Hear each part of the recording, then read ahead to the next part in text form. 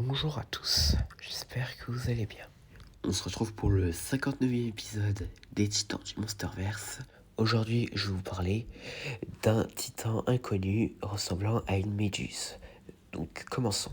Donc alors, le nom de ce titan n'est pas connu à ce jour, parce qu'il apparaît seulement dans Godzilla Aftershock, dans le musée de Monarch en étant empaillé.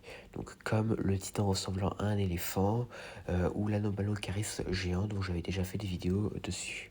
Donc cette créature, comme je l'ai dit, ressemble beaucoup à une méduse, à la seule exception qu'elle a beaucoup plus de tentacules qu'une méduse normale, et aussi également son corps ressemble étrangement à un cerveau humain. Et donc du coup alors, comme la créature ressemblant à un éléphant et l'anomalocaris géant, cette méduse sera visible uniquement empaillée dans le musée de Monarch, dans les années 50. Mais à part ça, on ne sait rien d'autre, mis à part que comme la créature ressemblant à un éléphant et l'anomalocaris géant, cette méduse soit morte tout récemment, parce que sinon, ils auraient certainement pas retrouvé sa peau, et donc ils ne l'auraient pas empaillée.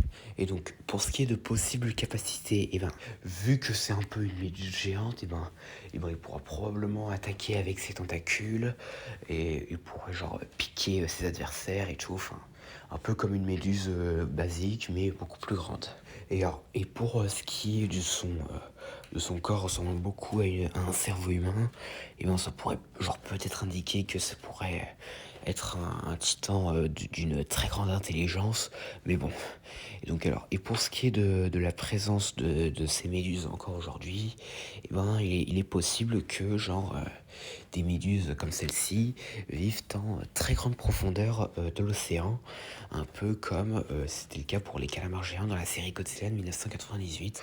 Mais à part ça, ce serait vraiment des titans assez secondaires, enfin qui pourraient vivre en cohabitation avec soit avec Godzilla, soit peut-être même avec Nakika. Mais à part ça, ben voilà quoi. Donc c'est tout ce que j'avais à dire sur cette méduse géante. J'espère que cette vidéo vous aura plu, n'hésitez pas à me dire ça dans les commentaires et à la prochaine.